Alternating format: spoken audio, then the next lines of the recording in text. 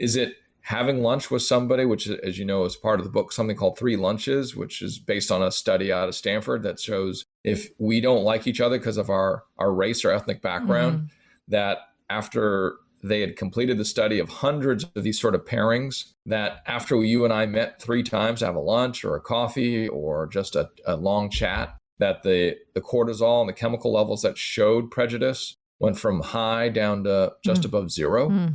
Those are simple everyday things we can do, but we don't do that. And so that's the approach, so that we can make it accessible, build the muscle tone. So when the big thing happens, you can make a decision that is full of strength. Welcome to Business with Purpose. I'm your host, Molly Stillman of Still Being Molly, and this show is all about bringing you the stories behind the brands, companies, and small businesses that are changing the world. Each week, I interview an entrepreneur, a CEO, a nonprofit director, community leader, writer, speaker, all around amazing person who's trying to make a positive impact, not only through their personal life, but also with their career. My goal is to show you that no matter what you do for a living, you can make an impact wherever you are. My guest this week is Richard Lui. As a veteran journalist, Richard has more than 30 years in television, film, technology, and business. Currently at MSNBC and previously with CNN Worldwide, he is the first Asian American man to anchor a daily national cable news program and a Team Emmy and Peabody winner. In addition to journalism, Richard's 15-year business career involves a fintech patent and launching 6 tech brands over 3 business cycles. He's lived, worked, and volunteered on every continent. Richard is a celebrity champion for the Alzheimer's Association, caregiving champion for AARP, and caregiving ambassador for Bright Focus Foundation. And he just released his first book, Enough About Me, The Unexpected Power of Selflessness. I actually had the opportunity to meet Richard in person back in 2019 when, events in person were a real thing. And he is just as kind and genuine as you could imagine. I absolutely treasured our time together here on the show. And he just has such an incredible perspective on caregiving and selflessness and life and just so many things. He was a gift. It was such an incredible conversation. I know that you are going to love it. So without further ado, let's get to my conversation with Richard Lui. Welcome, Richard. I'm so excited to have you on the show. Thank you so much for being here and taking time out of what I know is just kind of a crazy schedule right now with having just launched a book and so much going on. So thank you for being here. Molly, I was expecting the big, loud entry to this conversation because I've been listening to some of your pods, and I'm like, sometimes you come into an episode and it's like everything's coming out of the kitchen except for the kitchen sink. So I was ready for Yes! So I made the noise for us. Yes. Oh, I can add in some sound effects. It'll be all Pots good. Clanging, yes! The whole 9 yards. Like a kazoo. What happened to the kazoo? Okay, I feel like the kazoo kind of made its way out. I love kazoos, so you're gonna get me and the slide clarinet, whatever the little thing, the slide. Yeah. We are going to make those 2 minor musical instruments. Can they even be called musical instruments? They're going to make their way back. I vote yes, and I'm looking around my desk to see if I might have one sitting around, and I don't. Okay, I'm not going to lie, Richard, if you had a kazoo or a slide clarinet just happened to be sitting on your desk, you would be officially my new favorite person on the planet. You know what I'm looking for now. Oh my goodness, I love it so much. Well, I am just, like I said, I'm so pumped to have you on the show. As we shared before we started recording, you and I very briefly met at a anti-human trafficking event here in the Raleigh-Durham area back in November of 2019, which just feels like an entire lifetime ago. It was an event for Freedom United. We have a mutual friend, Joe Schmidt. And so it's just cool to now also connect on something totally different. So I'm just really excited to have you here. That was a great event. And we just had another virtual gathering. And it was great to be there together for the very first ever as we think about equity amongst people. And human trafficking, as you know, is one of those, especially based on the topic of your podcast, when we think about supply chain, so important that we think that next level deeper. So it was really great to see you there and know that you are thinking the same way about clean supply chains and why it makes sense when you're talking about compassionate business, right? Yeah, exactly. Well, that kind of leads me right into the beginning is I want you to give us the Richard 101. So tell us who you are, what you do, and how you kind of got here today. I invented the slide whistle. No, I'm joking.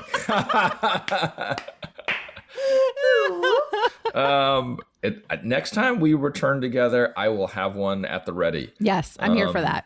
You know, I would say that 101 is a life of zigging and zagging inopportunely, if you will. I don't know if that's proper, but I think the way I kind of got to our time getting to sit together was, as we all know, both unplanned and planned all together in the same mix. Yeah. And I started as working at Mrs. Fields. In high school, I thought I was going to be the world's youngest apostle. College didn't happen until my mid-20s. And then I worked in a lot of small businesses, little startups in tech. And then I changed careers to work in Fortune 500, if you will. I wanted to, Citibank. And then I changed again to follow journalism and moved to a network in Singapore. And then I went to CNN and then MSNBC. And then the last 8 years have been yet another growing spurt, taking care of my dad, who has Alzheimer's, and it's year 8 right now. And in that time, learned a lot of different things that I never thought I would learn. Again, not on the plan, but wow, some just great stuff. So here as we sit today in 2021, it's been who knows what's next. And I'm serious when I say, I might work on that next version of the slide whistle. Anything's possible. Anything is possible at this point. Right. Yeah. So you had this very established career in journalism. What led you, I have to ask, what led you from working at Mrs. Fields and smelling warm chocolate chip cookies all day? That's just what I'm assuming you did. What led you from Mrs. Fields to journalism? Did you always know that you wanted to go into journalism, or did it kind of happen by accident? Rubbing belly sound, because yes, I love cookies. Yes. I used to eat like 6 a day.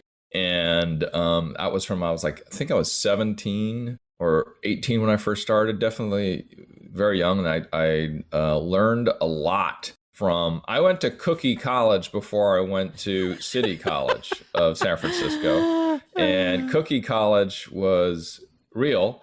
We went out to Park City, Utah, and learned a lot about what good cookie making is, as well as some basic management skills. And that really, I learned a lot in that. And I joke about it, but it's real. Like, I did go to Cookie College before City College, and Cookie College was the lessons I learned at that young age, from, 17 to 21 and in that range, were lessons I still use today. It's like how to talk to people in small, how to hire folks, how to fire folks, how to set goals and discipline, things like that were all part of that very early experience. And so, like, when I was training managers at some point towards the end, and these folks were twice my age, and it really, I think, grew me up pretty fast. And fast forward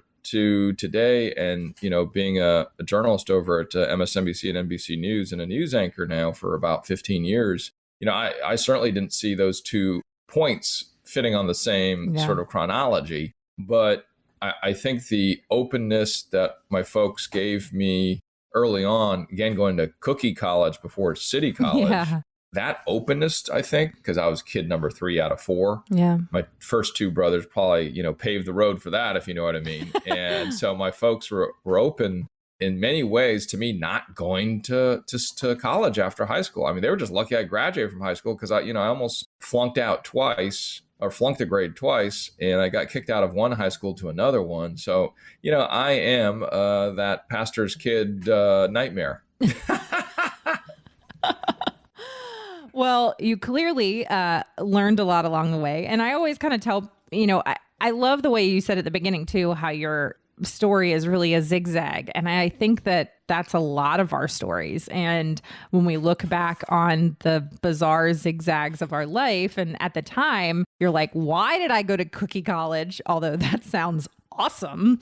Like that sounds, I'm 1,000,000% in favor of my child going to cookie college if that's what they want to do. But kind of the path from cookie college to being an anchor on major cable news networks. A lot of times people will be like, well, how does that happen? But you look back and you realize like, oh, every step along the way taught you something, and you learned something, and you gained something from that. And, as a people of faith, like we know that God does not make any accidents. And we know that sometimes these zigzags of life lead us exactly to where God wants us. And so you just released a book, which we talked about, Enough About Me, The Unexpected Power of Selflessness. And this is let me just say that this is a book that I so believe in the message of, because it is so counter to the culture that we live in,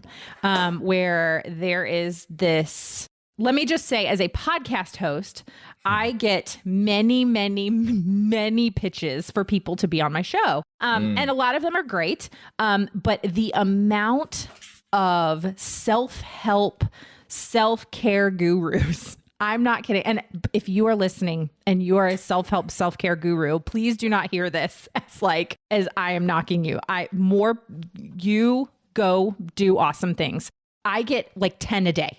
And it's this exchange the picture and name of the person. It's the same thing, the same people promoting like put yourself first, do yourself, take care of yourself. And we're kind of going to get into this. And it's not that being selfless or thinking of others before yourself means you let yourself go or you don't take care of yourself. That's not it. But there is this message that is very prevalent in our culture of putting yourself first. And your book is just kind of this journey that you went on. And so can you kind of tell us about what happened, what made you kind of leave your career, and how you discovered what you call this selfishness pandemic?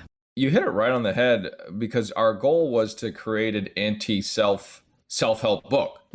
And that was weird within itself to say and write out, but we realized that is a worthwhile objective. It is above the team's pay grade. It's above my pay grade to be able to try to write something on this. But the perspective was that, it doesn't hurt to try. Right.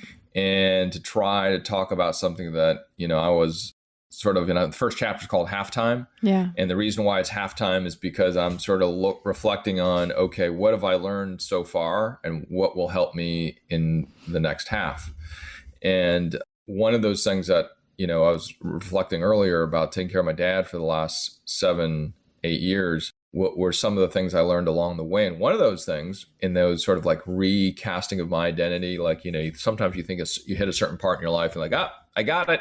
Yep. I figured this mousetrap out. Yep. Well, in the last sort of 5-6 years, it's been that mousetrap's been recreated several times for me. Yeah. And so I wanted to reflect on that. And one of the things was this self-help book. And it's not necessarily a caregiving book, even though there are 53 million family caregivers in our great country. Yeah. It is a reflection on what the value is that, just about every religion embraces. And that is that golden rule, right? Yeah. And so the idea that we are living through a selfish pandemic, I think, is real, because, as a journalist, I've had to cover, unfortunately, a lot of bad, selfish people that have, we've had a mass killing this week. We've had one last week. We've had one the week before. And that is the epitome of selfishness. And so that sort of negative, if you will, the selfish pandemic, that and how cheap violence has become and hate's become, living through racial strife in the last year at a very high level and people standing up against it. When we think about the viral pandemic and folks, like my mom who's 80 plus And there's some folks that would say, oh, I'm not going to wear a mask because I'm safe from it. But my mom isn't. She's very susceptible to it. So all these things coming together for me just said, we are living through an unfortunate time where stuff ain't so good when it comes to selfishness. And so that's what kind of inspired the book in terms of why today's context said, let's dig into it. But we didn't want to dig into it, Molly, in a way that was, way up here, too heady, too like, well, that's a great idea, duh. Yeah. Instead, we wanted to go at it in okay, well, how do I do it every day? Yeah. And so that's why it's kind of this self-help book tries to be instructional. And it really tries to prove to myself as I go through every chapter, oh, that's a great idea, Richard, but we'll prove it to me. And so I tried to prove it to myself. And, there might be too many studies and research because that's why we brought on a scientist. That's why we brought on a junior researcher, because I really wanted to prove it to myself that these ideas were worthwhile. Yeah. Yeah. That's one of those things, again, kind of going back to how we were discussing earlier, how as people of faith, like this is what we believe we've been called to we had that modeled for us in Jesus, like the ultimate in selflessness, and how for years it's just is proven over and over and over again about when you put others before yourself, when you are giving, when you're generous, how that not only benefits the recipient of that selflessness or that gift, but how it benefits us as the giver. Actually there was and there's nothing wrong with that. Yeah, absolutely. And so I'm curious in the research, because there is data that backs this up, that people that are generous and selfless are happier, they live longer, like they have lower blood pressure and lower cholesterol. Like it is like your body actually like heals itself when you are selfless and giving. But I'm curious, like what was some of the research that you came across that maybe was surprising to you? Yeah, one of them was chapter 17 in gratitude, where, it's kind of the healthy cousin of selflessness. And it's giving, it's vulnerable. It is saying, thank you, Molly. It is writing a letter. Gratitude letters are very healthy for us. And those letters, you can write to your husband, or you can write to, a great mentor. You can write it to the creator of the slide whistle, and all these things that when we do write it and we actually read it to that person, our cortisol stress hormones go down, the stress chemicals go down, dopamine goes up, oxytocin goes up, and it stays up for about a month. Wow. And that's just in terms of gratitude letters. In terms of the unintended benefits personally, and you were bringing up that, you get personal benefit by thinking of others. That's okay. Yeah. Like some of us might think, but wait, shouldn't it be pure sacrifice in that sentiment of sacrifice, meaning that you're taking analogy, taking $10 out of my wallet and putting it into yours, and therefore it's minus 10 in my wallet. And what we try to say or push in the book is that, sometimes it is that minus 10 out of my wallet plus 10 into somebody else's, but more often than not, it's a 1 + 1 = 3. And you brought that idea up. So it's that, we do get something out of it, and that's okay. Yeah. Because it is, so long as it's 51% helping another or being selfless for somebody else, that's what's good. And one of the other studies that we look at, which is you live longer, you'll look better, you are happier. And we have one chapter called Goodness is Gorgeous. And that is because you actually look better. Yeah. And we quote a study of archaeologists in their 20s going out into a project. They all rank each other by how they look. And so one of the individuals that we bring up as an example, she comes in at a 3.5. At the end of this project, they all do the very same thing again. They also reflect on how giving every person is, how selfless every person is. So she ranked very high on selflessness, and her, if you will, attractiveness rating doubled to almost 7. Wow. And so we do change the perception of, our perceptions do change based on how others are selfless. So there's also, I mean, we can get into living longer as well. Yeah. We looked into that, and yes, you can live up to 4 years longer if Yeah. you live in selfless ways. And yeah, it goes on and on. There's so much data behind it. Yeah, it really is amazing. Hey, friend, I am going to take a quick break from my chat with Richard to thank our partner of the show, and that is Mama Suds. It is time. We are in the peak of the spring, and it is time for your spring clean refresh.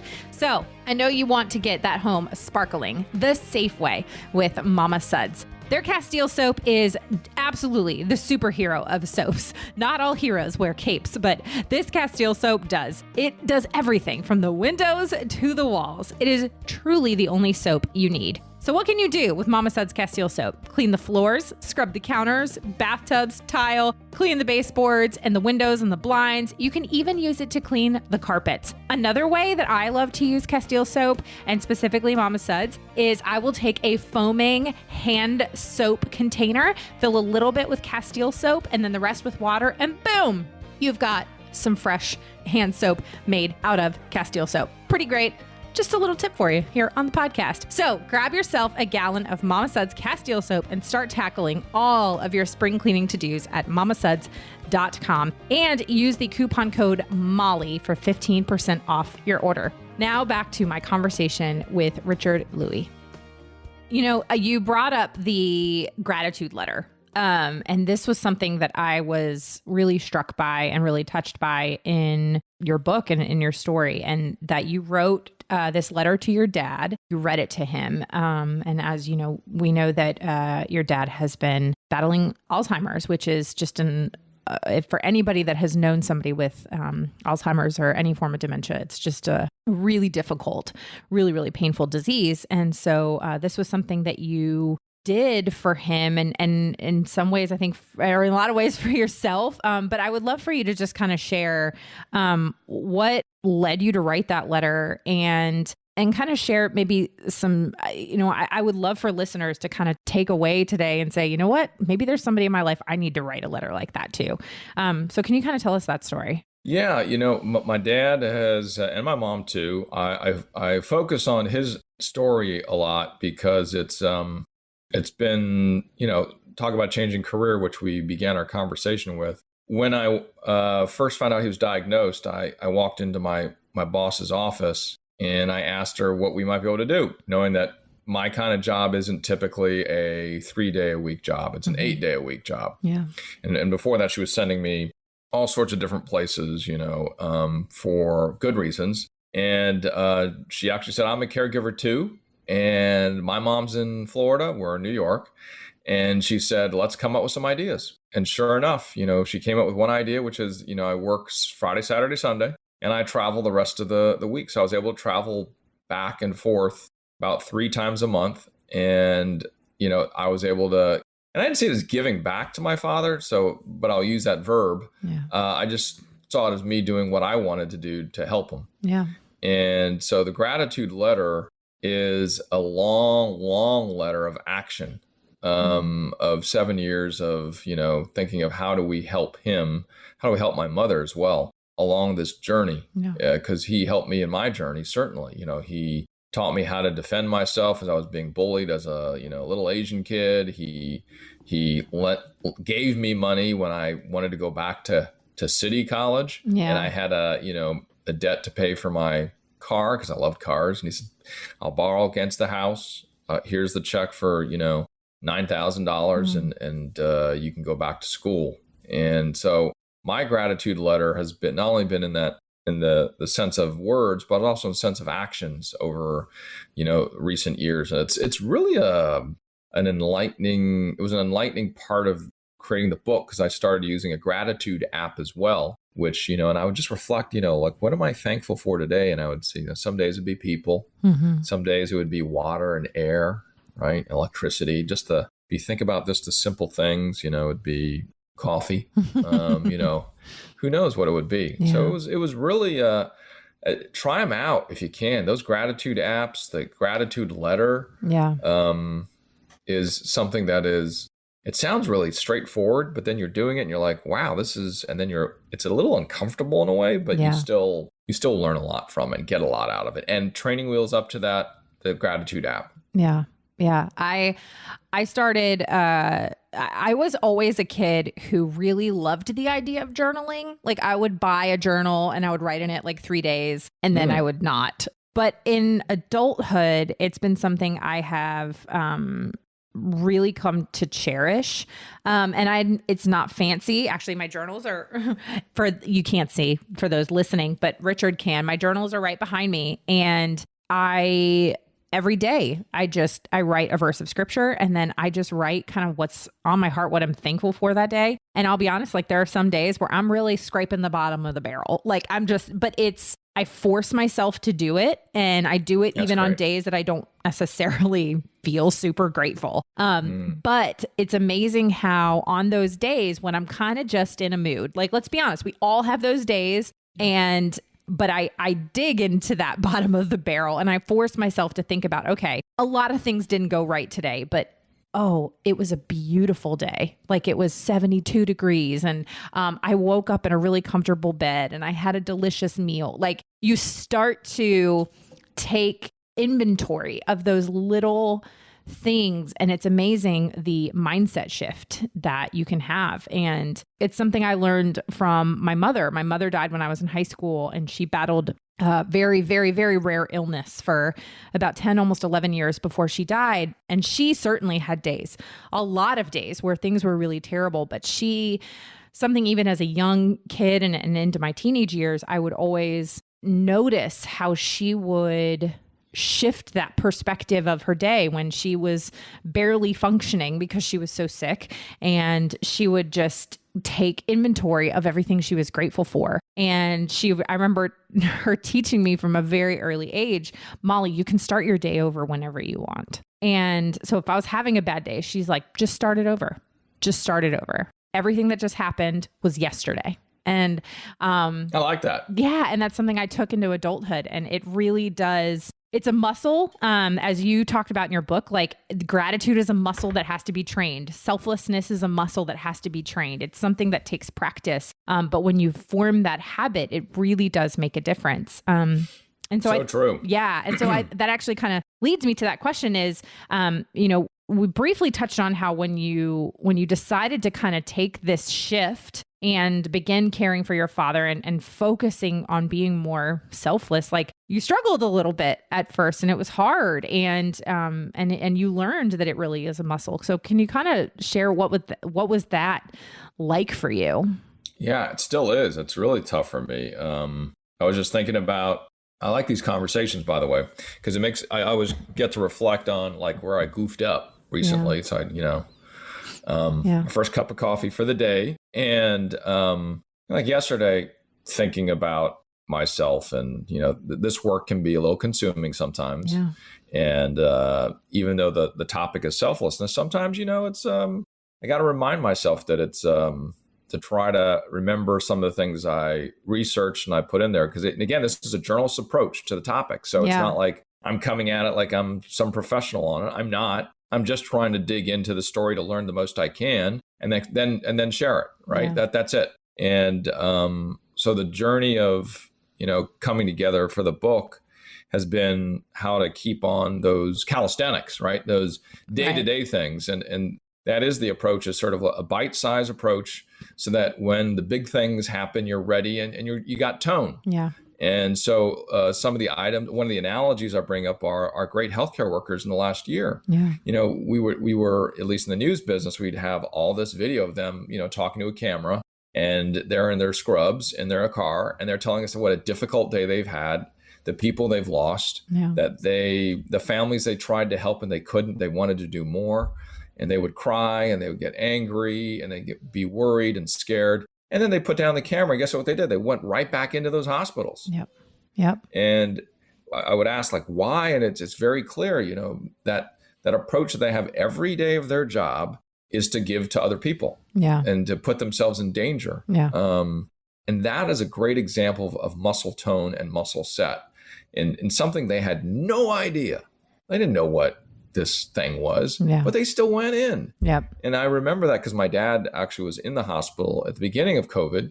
And, I was looking at all these nurses and doctors, and they were putting on, this is beginning, so they would they were trying to develop the protocols and they weren't sure what it was. And so I think that example and analogy is what I'm trying to express in the book. Well, how can you do that? Well, we make a conscious decision every 15 minutes. Yeah. So when I make that decision, whatever it is, let's say it's getting a cup of coffee, let's say it is having lunch. Do I then offer to a coworker, I'm going to get a donut? Do I buy a dozen for everybody at work? Is it a gratitude? Is it a thank you? Is it having lunch with somebody, which, as you know, is part of the book, something called 3 lunches, which is based on a study out of Stanford that shows if we don't like each other because of our race or ethnic background, that after they had completed the study of hundreds of these sort of pairings, that after you and I met 3 times to have a lunch or a coffee or just a long chat, that the cortisol and the chemical levels that showed prejudice went from high down to just above 0. And those are simple everyday things we can do, but we don't do that. And so that's the approach, so that we can make it accessible, build the muscle tone. So when the big thing happens, you can make a decision that is full of strength. Yeah. That's a really, really beautiful perspective.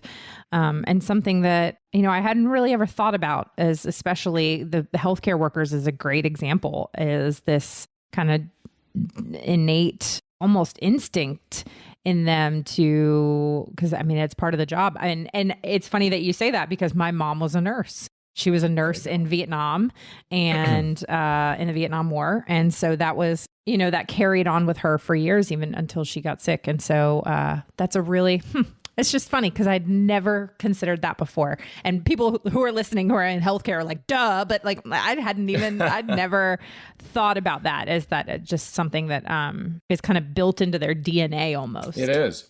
Yeah. And they practice it. And sometimes, I was talking about these mass killers that I have unfortunately become very good at covering. Yeah.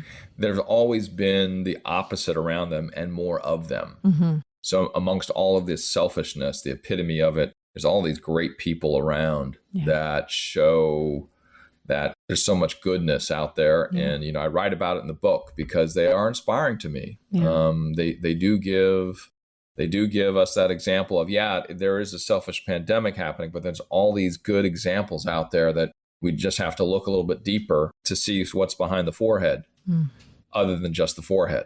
Yeah. And I always want to tell their stories because I love them. Those stories are fantastic, Molly, but I know that in the arc of a story, sometimes it's not what you're going to lead with, right? Because if it's just happening now, and I do see this sort of amazing person that stood up against this selfishness, I do wait sometimes. And there's a chapter that just focuses on folks that have really, inspired me over time to keep on going. Yeah. Well, that was going to be my next question is, I'm always curious to know, out of all the stories that you have covered over the years, for your long career in journalism, you've covered a lot of stories and you've covered many, many different things that we've all experienced or we've all seen. And so I'm wondering, are there any stories in particular that just really stick out to you that you're like, I will never forget this? A lot. Yeah, I bet. I was going to say, I bet. A lot of them.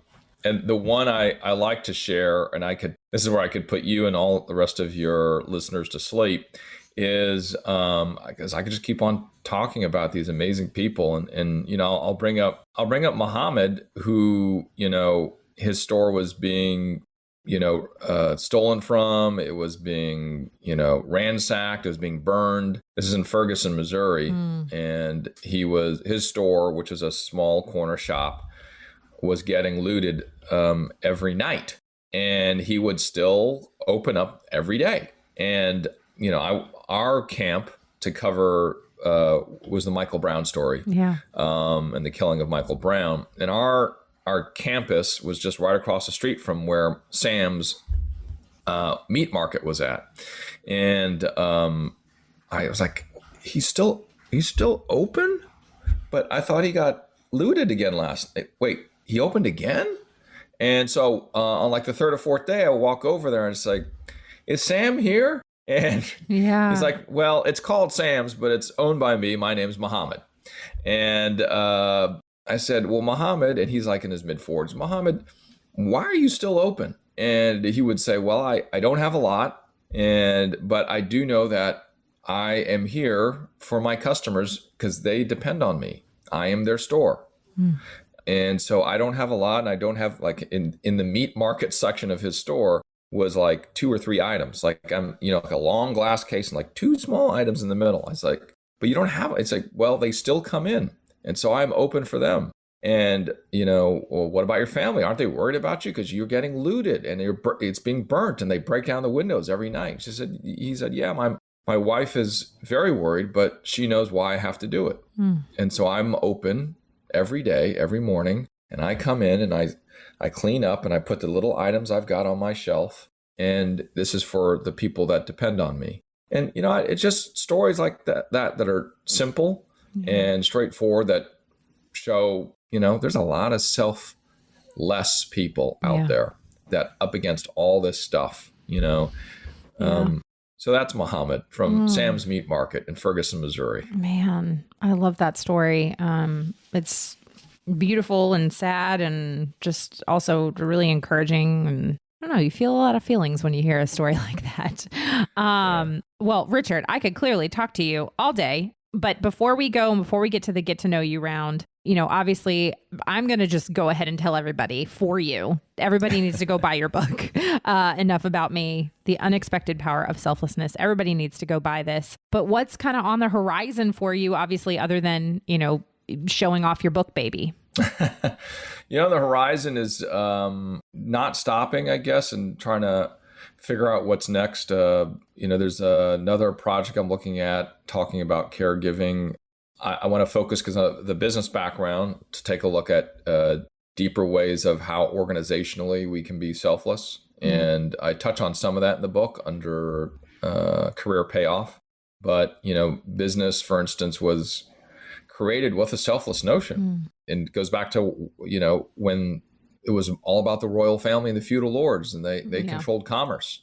And then you and me, Molly and I, started our own little businesses on the outside so we had more equity amongst ourselves, because it was very lopsided, right? Yeah. And so I could go on and on about that stuff, but I really think that what we've lived through and are living through is a gargantuan opening for organizational selflessness. And we've already seen it expressed in business decisions and models, but we haven't codified it yet. So I'm really excited about what that might mean going forward. And especially it's appropriate for what you do in your work. Yeah. Well, that is awesome. I know that whatever you do is going to be incredible. And I just really appreciate the work that you're doing, and just even in your personal life, and, the example that you're setting, helping care for your dad. And I just really appreciate it. So Richard, thank you. Thank you, Molly. And just to answer your question one more time, what's next for me? I am going to buy a slide whistle. I like it. Please do. I am.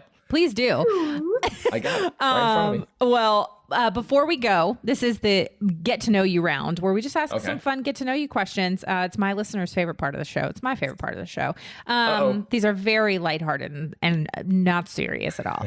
So, Richard, are you ready? Okay, I'm sitting down. All right. So, what part of a child's movie, like a kid's movie, completely scarred you as a kid? It didn't scar me, but maybe it did in a small way. Christmas Story is just, I just see myself in that movie. And I immediately popped into my brain. So I'd have to say that's the movie that has definitely left a mark in my brain. Yeah, I will never, not that I ever really had a plan to, but I will never lick a frozen pole. I'm just not going to ever do that. And I never saw a duck at a Chinese restaurant ever the same. No, ma'am. I did. After that scene, which I was laughing, my belly was just like shaking. Yeah. It was, everything about that movie is hilarious. Fantastic. Okay. What is something I would never guess about you? That I have a Holland Lop bunny. Oh, okay. So tell me about this bunny, and what is their name? How long have you had this bunny? About 6. Let's see. It is month 4. He is, I think, 6 or 7 months old.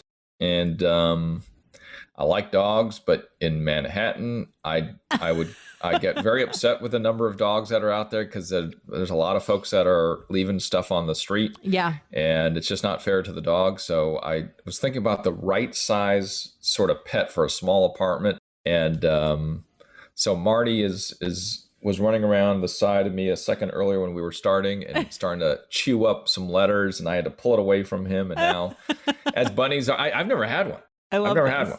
But, they sleep like every 5 minutes. They take a little nap, then they get up and they run around and sleep. And I mean, you're on a farm, so I bet you have lots of bunnies. Yeah. Well, we have wild bunnies for sure. My kids have certainly at some point asked me for a pet bunny. And I'm like, guys, there's a lot of animals that are going to be here. I mean, we just moved in a few weeks ago. We already have chickens. We've got some guinea fowl coming. We've got goats on the way. We've got dogs. There's a lot happening. So I'm like, guys, this is a marathon, not a sprint. Okay. So, okay. What song do you have to sing along with the moment you hear it? Because I volunteered at the YMCA for like 10 years as a kid, we had a little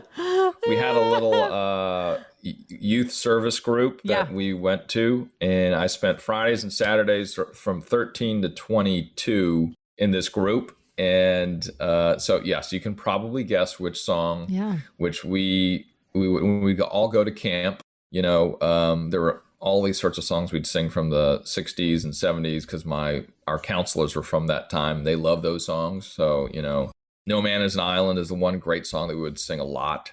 But certainly the Village People. All songs, I mean, the Village People. Hey, I got to admit, I'm not saying that it's my favorite song. I'm not saying I would pick it. If somebody was like, what do you want to listen to? I'm not going to say I want to hear the YMCA. But if it's playing, all of a sudden you just start to your head starts to bob a little bit. And then dun, dun, dun, dun, it's fun to stay at and then why? Yeah. I mean, you're just, it is built into the American fabric. It is. You're right. I would pick it to listen to it, but I was thinking, which one would make me do that? It would be that. We'll all go like this, YMCA. We'll just all do it. Everybody's going to do it. My 7-year-old knows how to do the YMCA. So it's just, I'm like, I don't even know how she learned it. It's not like I taught her. So I'm like, is this just are we at the point in our culture where our children, it's like a natural instinct? They just know what to do? I don't know. I have questions. It's a funny song. Exactly. It's built into the peas and the carrots. Oh my gosh. I love it. Okay. And then my last question is the question I ask all my guests. And that is, Richard, what does it mean to you to run a business with purpose? It is invigorating. It really is. I think all business, that's what we're living through right now. In that whole idea of business with a purpose, with compassion, with empathy, what the last year has recast what it means to do that. It is no longer like I am going to do that. It is expected. Mm-hmm. And you and me as runners of businesses, but vice versa as business consumers, business customers, we expect that now. Yeah. It is really a special time. I'm not sure how long we're going to be able to grab onto it, right? But right now we are hot in the middle of it. Yep. It's really amazing. 100%. Could not agree more. Richard, this has been fantastic. Thank you so much for coming on the show and for your honesty and just thank you so much. This has been wonderful. Thank you, Molly. And don't stop. I can't wait for episode 1990 because that's when you get I know those are the solo episodes on the evens, right? Yeah, on the evens. So thank you. Thank you, Richard. This has been wonderful. Thanks, Molly. I would love to know what you loved about this episode or if there was something that you learned. If you do, let me know on social media. You can find me at Still Being Molly or at Business with Purpose Podcast on Instagram or Facebook. And don't forget to use the hashtag Business with Purpose Podcast. Another thank you to our partner of the show, Mama Suds. Don't forget to use that code MOLLY for 15% off and shop at mamasuds.com. Thank you so much for listening to this week's episode. If you're a first-time listener of the show, welcome. Be sure to visit the archives for past shows featuring incredible entrepreneurs and business owners who are quite literally changing the world with their businesses. And if you're a regular listener, thank you for tuning in and week out, and thank you for your support. Be sure to head on over to Apple Podcasts, Spotify, Google Play, Radio Public, or basically wherever you listen to podcasts, and click that subscribe or follow button to make sure you never miss a new episode of the show. And while you're there, would you take a moment to leave a review? Leaving a review of the show helps me to know what you're liking and how the show is personally impacting you. This show is produced by the incredible team at Third Wheel Media. Thank you so much for listening, and go do something good with purpose on purpose.